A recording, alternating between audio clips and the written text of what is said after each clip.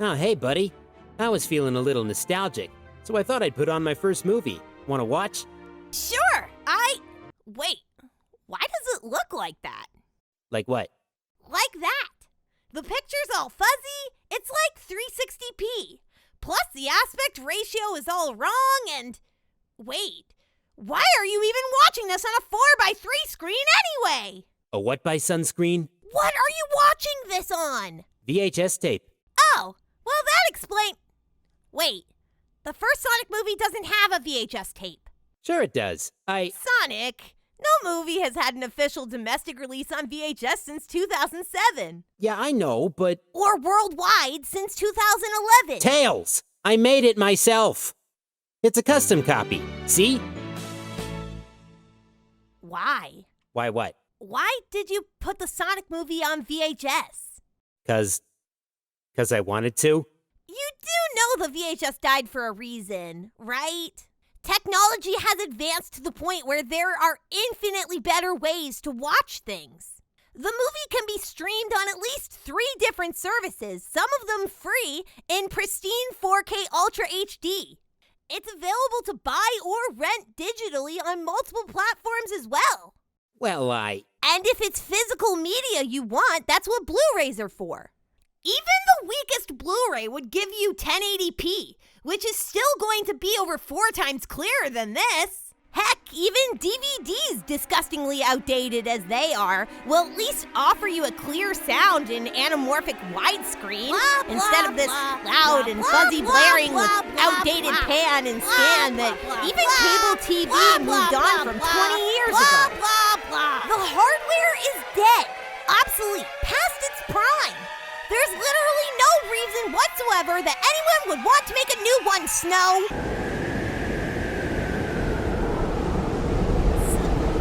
Sonic?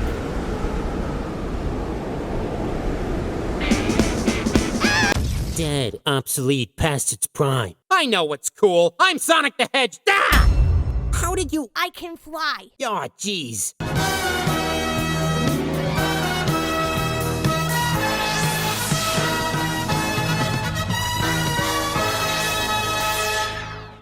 You all know why you're here. You clicked on the video, you know what to expect. You probably don't know the reason as to why, but that's okay because none of us do. So let's not waste any more time with explanations and just jump right in. Hi, I'm Ben Raven, and today I'm gonna show you how to make super authentic, professional-looking VHS tapes of your favorite movies, old, new, whatever. So grab a snack, say a prayer, and let's get funky. First, let's make a list of things we'll need. For starters, you'll need a TV, obviously. Use a CRT or other type with a standard 4x3 aspect ratio screen if you can. If you don't have one, that's fine. Widescreen works too. Just make sure it has a place where you can connect those colored AV cords. If you do use a widescreen TV, remember that we're making these tapes with the standard format in mind. So the picture should look slightly stretched on a widescreen TV so that it looks normal in the standard format. Next, you'll need a VCR cassette player, something that can play and record VHS tapes. Like the TV, make sure it has ports for the colored AV cords. A player like this should do the trick. If you can find a player with the ability to switch between SP and EP, I definitely recommend using it if you can find one at a good price. I'll be using this model from the 1980s. It's a bit of a fancier model than most, and it has an SP-EP switch. If your VCR is built into the TV itself like this, great! 2 items for the price of 1. You'll also obviously need a blank VHS tape. You can find these cheap at your local thrift store or antique store, about $1 a pop. You can also buy them online. Different tapes will have different maximum runtimes that will depend on a few factors, but we'll go into those later. Next, you'll need a computer. Laptops are best since they're portable and easy to move around. Make sure it has an HDMI port. It's got an upside-down trapezoid shape and can usually be found on the side or in the back. We'll also need AV cords to connect the VCR, TV, and computer. You may need 2, so keep a spare on hand. If your TV has a VCR built into it, you don't need a cord to connect them.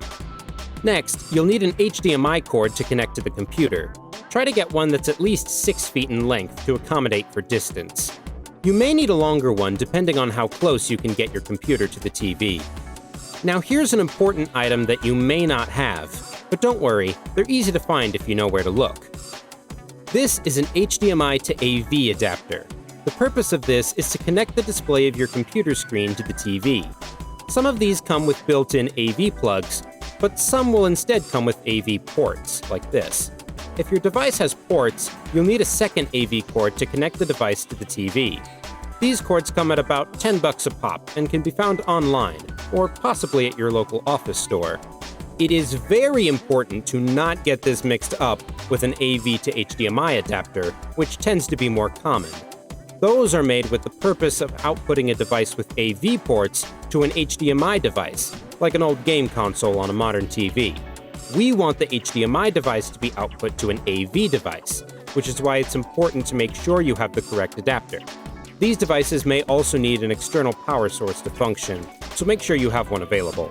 Finally, we'll need the movie, show, or other program you wish to put on the tape. If the program is on a disc, make sure your computer has a CD-ROM drive built in, or connect an external drive via USB. Now, while all the items I've mentioned are required for recording on VHS, here are some things that'll help make your tapes that much more official looking. A video editing software for your computer, a screen capture software, a disc ripping software, an art or photo editing software, a printing website or print shop in your general area, 11 by 17 cardstock, a printer, sticker paper, glue or invisible tape, and something to cut cardboard and paper precisely, like a packing knife or scissors. Alright, now that we have our stuff, let's go make some stuff. Before we do any recording, let's get our movie prepared. It could come from an external source, like a disc, or a digital file, or the internet. Now, you could just play the disc or video on the computer with all of our equipment hooked up and press record, but that would come with a lot of obvious homemade drawbacks. For professional-looking tapes, we need to do a bit of tinkering first. The first thing we need to do is get our program as a digital file if it is not already. If it's on a disc or the internet, one method is to use a screen recording software to capture the footage on your screen. Windows comes with Xbox Game Bar by default, but you can use whatever you prefer. Simply start the capture and play the program on full screen.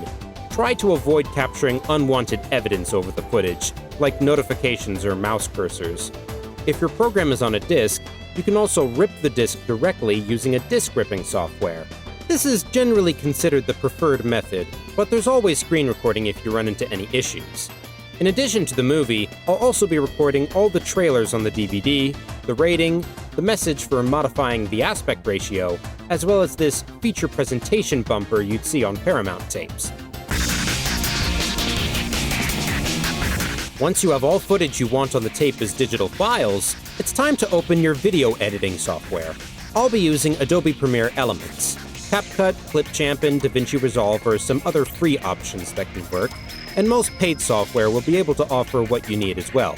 Create a new project and import the video files you need into the project files. Put any trailers before the movie file in the timeline. I'll be putting all the trailers from the Sonic movie DVD on the timeline with about 3 to 4 seconds of dead air in between. Don't forget to also start the timeline with at least 10 seconds or more of dead air before the first image, so that you'll have time to start the video and start recording on the VCR before anything starts playing. It may also be a good idea to make yourself a countdown, so you'll know exactly when to hit the record button.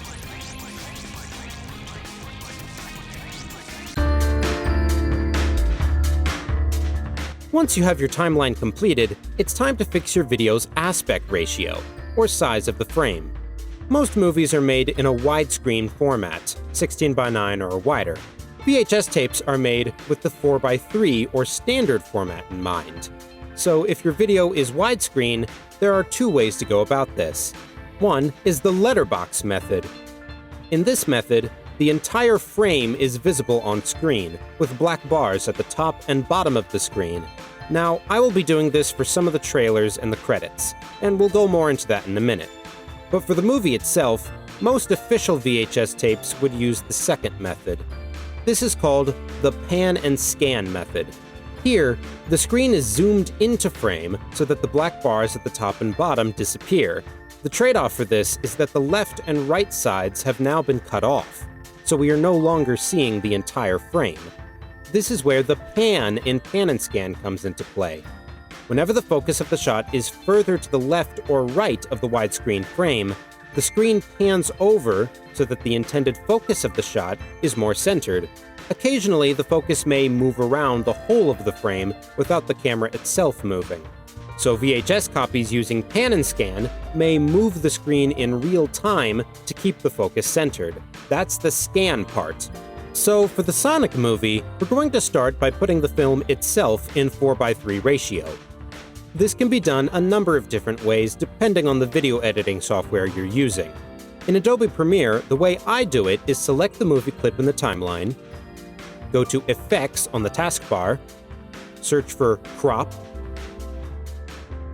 click and drag Crop to the movie clip, then under Applied Effects, select the Crop dropdown, set the top and bottom sliders to 0%, and the left and right sliders to 13%, then check the Zoom checkbox. If your video is wider than 16:9 like the Sonic movie is, there will still be black bars at the top and bottom of the screen. So under Applied Effects, go to the Motion dropdown, and edit the scale slider until the top and bottom of the frame line up with the screen. It'll look pretty stretched on a 16:9 screen, but on a 4:3 screen, it'll look normal.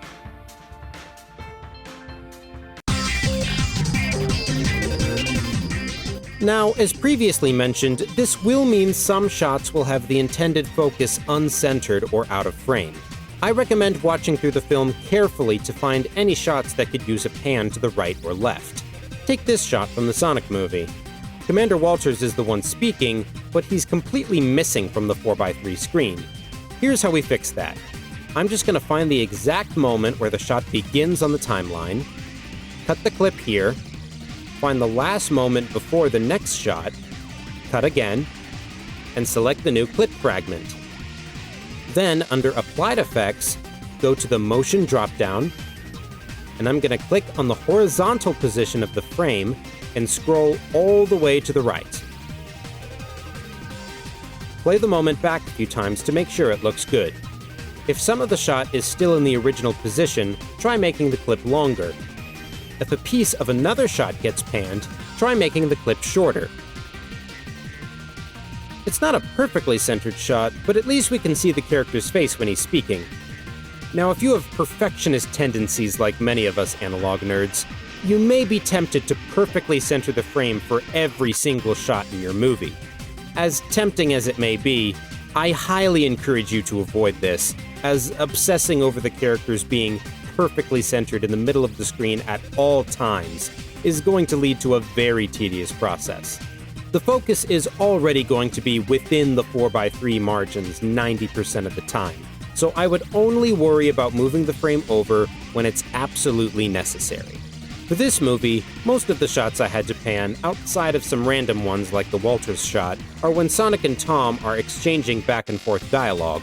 Whenever this happens, it's common in filmmaking to depict the two characters on opposite ends of the frame, even when only one of them is on screen at a time. This is often referred to as the 180-degree rule. It's so we, as the viewers, can be both figuratively and literally in the middle of their conversation. We can discuss cinematography techniques in a possible later video, but the point is you may need to watch out for scenes like this, because there are often moments where lots of pans to the right or left are necessary. Now, you're far more likely to run into situations requiring panning than scanning. I did, however, find one appropriate use for it during the Sonic movie. In this shot here, a written message is displayed that takes up the entire widescreen frame. Now, there are a couple solutions to this. You could use the letterbox method for this one shot, but I found a solution by doing a left to right scan. I cut out the shot, under the crop drop-down, change the right slider to 26% and the left slider to 0. Now under the motion drop-down, go to the horizontal dimensions and scroll all the way to the left. Now click the Toggle Animation button under both the Motion drop-down and the Crop drop-down. Put the slider on one frame before the end of the clip. Then under Crop, set the left slider to 26% and the right slider to 0. And under Motion, slide the horizontal dimension all the way to the right. And the result is this. I think it turned out pretty well. For the trailers, I'm going to use the letterbox method, creating a widescreen effect on the screen. To accomplish this, select the raw video clip in the timeline, go to Effects, then click and drag Transform to the video clip. The exact numbers here are going to depend on how wide the aspect ratio is. This trailer is in 16:9, the same as an HD TV or computer screen. So under Applied Effects, I'm going to go to Motion, change the scale to 75.3, then go to Transform, and change the scale width to 132.7. There's also a part in the movie that can't really be played in pan and scan. When the movie cuts to credits, they put the text all over the widescreen frame. To be constantly panning and scanning to show the text would be disorienting, to say the least. But it's not unprofessional to suddenly switch to letterbox for the credits. Just separate the clips and set the credits to letterbox.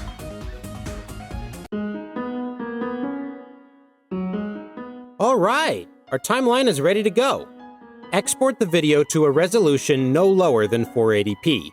You can export the video in HD if you want, but the higher video quality isn't really going to come through on a CRT television, and certainly not on VHS. You'll save more hard drive space by exporting in SD. So, we have everything we want on our tape as one video file. Now we just have to put it on the tape. Oh, that's what all that other stuff is for! For all you hardware nuts watching, your patience will be rewarded. This is our time to shine. Start by hooking up the VHS player to the TV with an AV cord. Line up the colored cords with their port counterparts. The VCR should have two sets of ports, input and output. These are usually located on the back, but you may have one of these on the front. Plug the cords connected to the TV into the output ports. Take your HDMI to AV adapter and plug it into power. Set it to your region, I live in the US, so that's NTSC, and plug the attached AV cords into the input set of ports on the VHS player.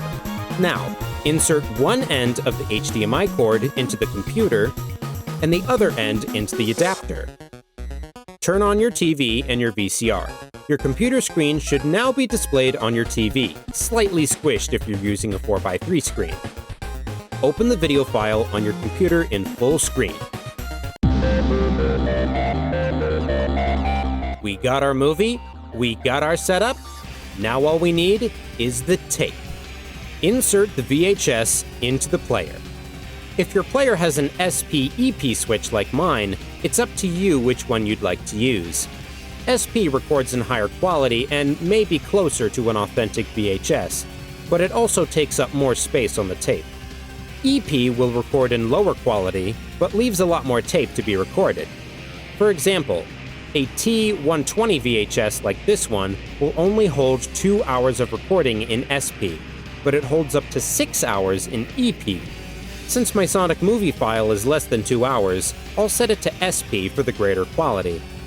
Once that's all set up, press play on your computer to play the video file, and when you're in the clear, press record on your cassette player. The VCR is now recording what appears on the TV onto the VHS tape. Much like capturing, do not interfere with the computer or VCR during the recording process. Make sure your computer is plugged in or has a strong, fully charged battery to prevent it from dying during the recording. When the movie reaches its conclusion, press stop or eject on the VCR. Bada boom, bada bing, your movie is now on VHS. You can now rewind the tape and watch it whenever you want that retro aesthetic. So that's it. We're all done, right? Not so fast. The VHS might be all neat and authentic on the inside, but on the outside... Good grief, he's naked! Now, VHS cover design is a whole other art in of itself, and some of you might not want to put that much dedication into it. But if you don't, I think I found the perfect alternative. VHS.texs.org is a website made for the very purpose of making VHS covers and labels. It has a database filled with countless movies and shows, and collects posters and logos from across the internet to put together some decent-looking covers. They're not perfectly authentic, but they're a pretty good compromise if you're not really into image editing. The site is free, but also has a membership program for extra perks. Personally, while VHS.texs has a great design, I'd like for my Sonic movie cover to look a bit more like an official release from Paramount Pictures. So I designed my own using a template in Krita, which I'd say is a pretty good art/editing program as a free option. Lots of people use Photoshop, but you need a subscription for that. GIMP is also free, and Affinity, Procreate, and Clip Studio are some popular one-time payment options. The template I'm using is for a slipcover. I'll provide links to it, as well as a clamshell template in the description. As you can see, I based this cover somewhat on the official DVD release using various posters and stock art from over the web. I copied over the same description and credits, but left out some information exclusive to DVDs. I also added some stuff you'd commonly see on a VHS, like the same modified from its original version message from the tape, in place of the widescreen disclaimer. The barcode is also the same as the DVD release. The file's been made at 300 dots per inch or DPI, ideal for printing. Now that that's finished, I'm going to save it as a PNG in a location I can find easily. Now, as for sticker labels, I'm using a template for 10 VHS labels on one piece of sticker paper, which I'll also put in the description. Unless you plan on making a ton of these, you probably won't need all of those rectangles, but you'll want to print these actual size, so don't change the size of the template. I've designed this after the Paramount VHS labels of the 90s and early 2000s, but using contemporary logos, like it's a VHS that was actually released alongside the Blu-ray. Like the cover, I'll save that in an easy-to-access location. Alright, art and edits and all that, time to make these things real. For the sticker labels, it's pretty simple. Most inkjet printers out there have the ability to print on sticker paper, which you can pick up at your local Staples or office store. If you want to print your covers clamshell style, those can usually be printed on standard 8.5 by 11 letter paper, landscape style, and then inserted into the front of the cover. For the slipcover, you're going to need some thick paper that's at least 11 by 17 inches. Now, that's a big piece of paper, and not a lot of personal printers account for those dimensions. But if yours does, for a good slipcover material, I recommend cardstock of at least 60 pounds or higher. You can usually find this paper online.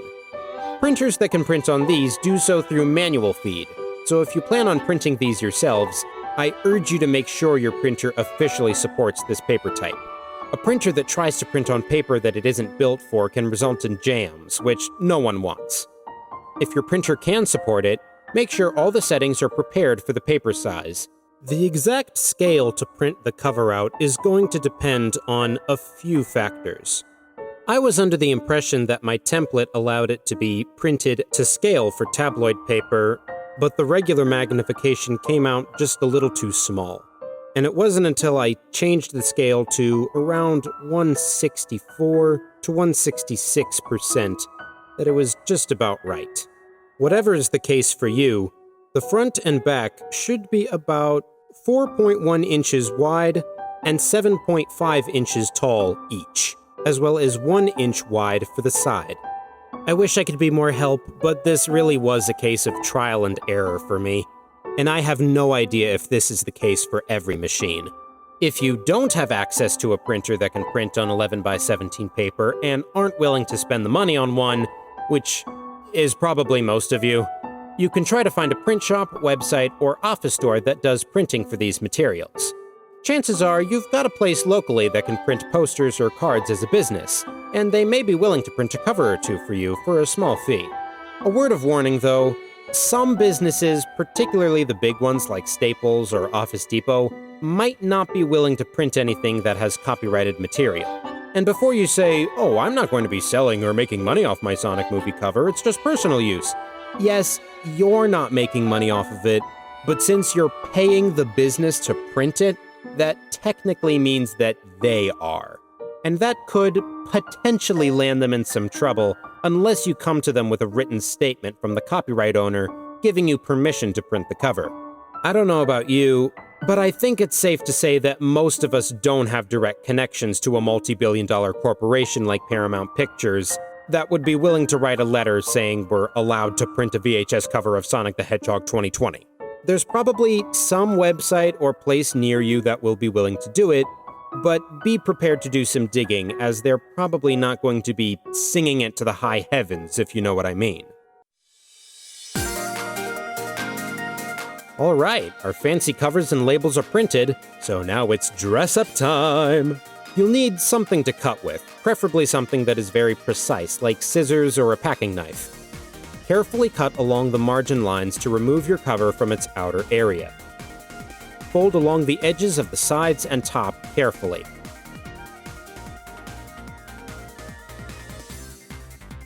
Apply glue to the outside of the right trapezoid area and press to the inside of the left flap.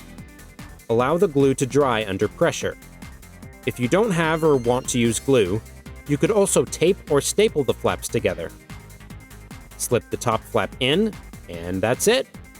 Apply the sticker to the outside of the tape, and it's all ready for the case.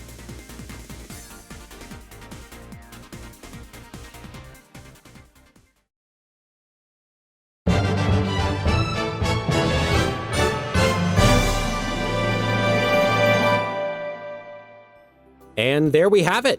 A professional, authentic-looking VHS tape of a modern movie to add to your collection. Enjoy watching it by the Christmas tree for that cozy, nostalgic feeling, or keep it on your shelf as a nice decoration. There are, of course, some very extra details that I didn't go into, like closed captioning, mostly because it's a bit beyond my level. But if you have the resolve, patience, and budget for something like that, there are places on the internet that can give you more. But for the rest of us, this makes for a pretty authentic 90s to early 2000s experience. This isn't the first homemade tape I've made, but certainly the first I invested a ton of effort into the art design of. My first tape was actually a Sonic X compilation movie I made by editing several episodes of the series together. It felt much more like an ordeal in film editing than tape recording, one that I would very much like to talk about at length. But that's a video for another day. So, until then, thank you so much for watching, and I'll be seeing ya at the end of the line. Hey Sonic, heard you were watching a movie. Oh, yeah, you're free to join if you'd like. Where's Tails? I thought he was with you. Oh, he had to go do something with the Christmas lights. I think he also might have been put off of me making a VHS out of it. Gave him an aneurysm to find out how much time and money I put into making something so useless. You think... Is it useless to you? Well, no, not really. I miss the charm of... well, the feeling of... Do you get enjoyment out of it? Of course I do! I wouldn't have done it unless...